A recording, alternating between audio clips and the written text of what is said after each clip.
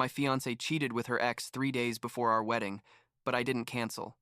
I let the day come, and when the priest asked, "Do you accept?" I said, "No," in front of 100 people, and told them everything she did. I'm 30 years old. I live in San Diego, and 6 months ago I was supposed to marry the most beautiful woman I'd ever met in my life. Spoiler alert, I didn't get married. Well, technically I did make it to the altar, but we'll get to that part because that's the part everyone wants to hear, right? The thing is, I need to tell this story because there are still people who think I'm the bad guy here, that I overreacted, that I could have handled things differently. And maybe they're right. I don't know. But what I do know is that what I did was the only thing that made sense at the time.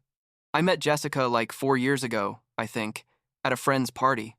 She was, I mean, wow. Like one of those people who walks into a room and everyone turns to look at her. Long brown hair, green eyes, a smile that literally left you speechless.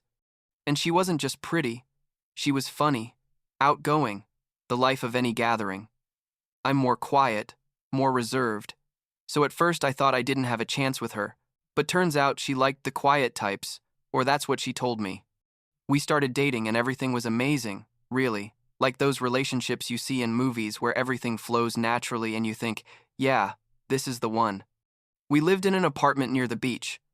I worked at a software company. She was a marketing assistant at an agency. We had plans, you know? We wanted to buy a house, have kids eventually, all that normal life people want. When I proposed to her like a year and a half ago, she cried and said yes immediately. Her family adored me. My family adored her. Our friends said we were the perfect couple, and I believed it. Honestly, I thought I'd found my person. The wedding was planned to be on the beach. A small ceremony with like 100 guests, nothing too crazy but nice. Jessica had gone insane with the planning. I mean, literally spent hours choosing napkin colors and flowers and all those things I didn't care about but pretended to because they made her happy. Matt, my best friend since college, was going to be my best man. And Lily, Jessica's best friend since high school, was her maid of honor. Everything was ready. The dress, the venue, the photographer, the food, everything. And then, we got to 1 week before the wedding and things started getting weird. I don't know how to explain it exactly, but Jessica started acting different with her phone. Like, before she'd leave it anywhere, but suddenly she always had it in her hand or put it face down when she was with me, and when she got messages, she'd read them quick and close them. I'm not one of those jealous boyfriends who checks phones. I never had been, but something felt off, you know? One night we were watching Netflix on the couch, and she went to the bathroom, leaving her phone on the coffee table. The screen lit up with a message, and I saw it without meaning to. It was from someone named Connor, and it said, "Loved seeing you today. Looking forward to tonight." I froze. Connor was her ex-boyfriend, the guy she'd been with before meeting me. She'd told me they'd ended things well, but that they had no contact. I mean, I knew he existed. I knew it had been a serious relationship of like 2 years, but supposedly it was all in the past. When Jessica came back from the bathroom, I asked her directly, "Hey, why is Connor texting you?" And you should have seen her face. Literally went white. But she recovered quick and told me, "Oh yeah, forgot to mention he contacted me a few days ago. He's going through problems and needed to talk to someone." I said, "And you think it's appropriate that you're seeing your ex 1 week before our wedding?" And she got upset. Like, how dare I not trust her? That she was just being a good friend, that it didn't mean anything. We had an ugly fight, and in the end, I apologized, because honestly, she made me feel like I was the crazy one for worrying. But then, 3 days before the wedding, I got a call from Matt. It was like 9 at night, and I was home alone because Jessica had supposedly gone out with Lily to finalize wedding details. Matt sounded weird, nervous, and he told me, "Bro, I need to tell you something, but I don't know how."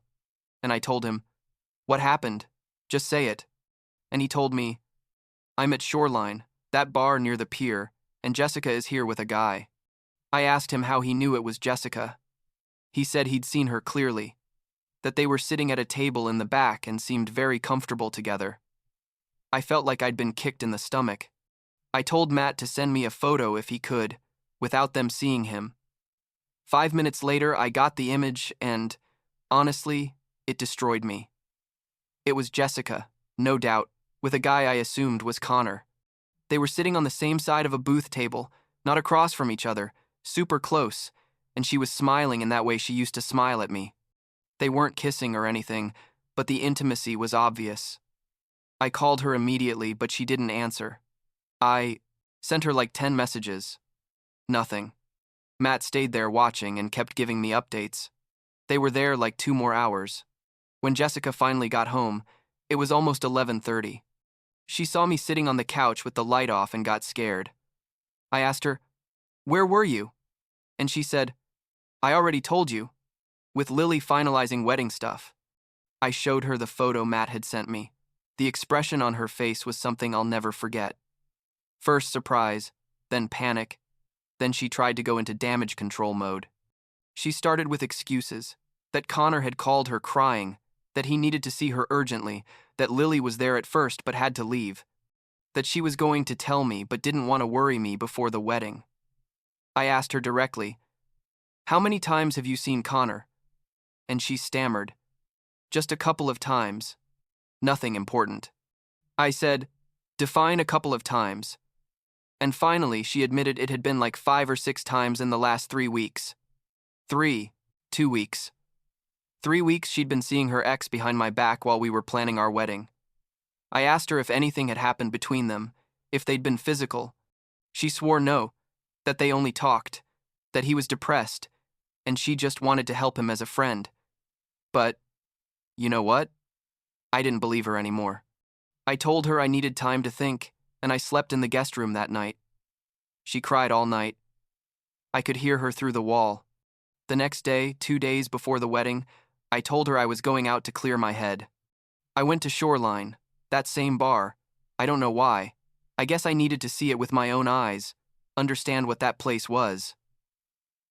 And you won't believe this, but like an hour later, guess who walked through the door? Jessica and Connor. Again. They didn't see me because I was in a dark corner. I watched them sit at the same table, watched her touch his arm, watched them laugh together. I waited a few minutes, finished my beer, paid, and left. I didn't confront anything there. When I got home, Jessica hadn't arrived yet. When she finally showed up, it was 10 at night. I asked her where she'd been. She said at her mom's house. I told her I knew she was lying, that I'd seen her at Shoreline again with Connor. This time she didn't even try to deny it. She just cried and told me she was sorry, that she didn't know what was wrong with her, that she loved Connor in the past but that she loved me now, that she was confused, that she needed to close that chapter before marrying me. I asked her if she really thought it was acceptable to use her ex-boyfriend to close chapters 2 days before our wedding. I asked her if she ever planned to tell me the truth, or if she was going to marry me with this secret, and she had no real answers, just more crying, and I'm sorry, I'm sorry, I'm sorry. That night, lying in the guest room again, I thought about canceling the wedding, calling everyone, telling them it wasn't going to happen. But then I thought of something else. I thought about all the people who had traveled to be there. My family from Chicago, her parents who had paid for half of everything, the friends who had bought gifts, the venue that was paid for, the food that was ordered. And I thought, why should I be the one who carries the shame of canceling? Why should I protect her from the consequences of what she did? She had lied. She had betrayed my trust. She had basically been having an emotional affair, at minimum, with her ex, while promising me eternal love. So, I made a decision. I wasn't going to cancel the wedding. I was going to let it happen. And at the precise moment, I was going to tell my truth. The wedding day arrived. Jessica thought everything was fine because I'd been acting normal. Or normal enough. We hadn't talked much. I told her I was just nervous about the wedding. She seemed relieved, probably thinking she'd gotten away with it. The venue was beautiful, honestly, decorated with white and light blue flowers, chairs set up in rows facing the ocean. The weather was perfect. Clear sky, gentle breeze. Everything we'd planned for months. Guests started arriving. I saw my mom, my dad, my siblings. I saw Jessica's parents who looked super happy. I saw Matt, who looked at me, worried because I'd told him my plan, and he'd tried to convince me not to do it, to just cancel everything. But I was determined. I saw Lily, who had no idea about anything, smiling like this was the happiest day in the world. The ceremony started. The music played, and Jessica appeared at the end of the aisle with her dad. And look, I have to admit she looked incredible. The white dress, the veil, the perfect makeup. She looked like a fairy tale princess. And when she walked toward me, she smiled with tears in her eyes, like that cinematic moment everyone expects at a wedding. Part of me, a small and stupid part, thought, maybe you should forgive her. Maybe this is just a mistake. Maybe you can get past it. But then I remembered her face when I showed her the photo. I remembered all the lies. I remembered that she'd had weeks to tell me the truth and never did. I remembered that if Matt hadn't seen her, I probably would have gotten married without knowing anything, and she would have kept seeing Connor behind my back. The officiant started with the typical wedding speech, talking about love and commitment and honesty in marriage. And that word, honesty, almost made me laugh. Jessica took my hands and looked into my eyes, and I just thought, you really think you're going to get away with this? The officiant continued with his words until the moment everyone was waiting for arrived. Andrew, do you take Jessica to be your lawfully wedded wife, to love and respect her in sickness and in health, in wealth and in poverty, until death do you part? The silence was absolute. Everyone expected to hear, I do. Jessica squeezed my hands and smiled, still crying tears of joy. And I said, loud and clear for everyone to hear, no, I don't. You should have seen people's faces. Literally. It was like time stopped. Jessica's mom let out a gasp. My mom stood up. Matt froze. Jessica looked at me with total confusion, still not processing what had just happened. And I kept talking. I can't marry someone who's been lying to me and secretly meeting with her ex-boyfriend for weeks. I can't marry someone who looked me in the eyes and promised me love while planning to meet Connor at bars. I can't marry someone who used her best friend as an excuse to cheat on me. The chaos was immediate. Jessica started crying, but they weren't tears of joy anymore. They were tears of humiliation and panic. She tried to grab my arm, saying, Andrew, please, don't do this. We can talk about it. Her mom ran toward the altar, screaming something about, how dare I humiliate her daughter like that. My dad tried to calm Jessica's mom down. The guests were in absolute shock. Some stood up. Others stayed seated, not knowing what to do. I told Jessica, in front of everyone, you had weeks to be honest with me. You chose to lie. So I chose this, and I turned around and walked down the aisle, between the rows of chairs, while people stared at me with their mouths open. Matt followed me, because he's a good friend. I heard Jessica crying behind me, heard her mom yelling, heard the confused murmur of 100 people trying to understand what had just happened. I got in my car and left. Matt left in his own car behind me. We both ended up at my apartment. The apartment I'd shared with Jessica, but that was technically mine, because I'd rented it before meeting her. Matt asked me if I was okay, and honestly, I didn't know. I felt like I was in shock, pure adrenaline running through my veins. But I also felt something else. Relief. A strange but real relief that I no longer had to pretend. That I no longer had to carry the weight of her lie. The calls and messages started immediately. Jessica's phone first, like 50 calls in a row that I ignored. Then her mom, her dad, Lily, other friends of hers, all with variations of the same message. How could you? You're a monster. You humiliated her in front of everyone. You could have handled it privately. She's devastated. And I thought, how ironic that I'm the monster when she was the one who betrayed trust. Right? Matt, being the incredible friend he is, made a decision on his own. He sent the photo of Jessica and Connor at the bar to several of our mutual friends with the full context of what had happened. He wanted to make sure people knew the truth, not just the version that I'd publicly humiliated Jessica for no reason.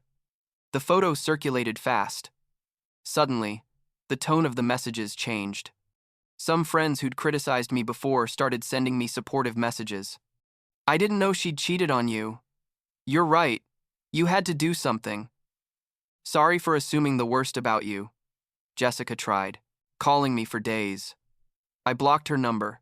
She tried sending me emails. I didn't read them. Her family sent me long messages about forgiveness and second chances. I ignored them. Because, you know what? I didn't owe anyone anything. She'd had her chance to be honest and she wasted it. I had my chance to expose her and I took it. The ironic thing, and Matt told me this later, is that Connor ended up ghosting her after all the drama.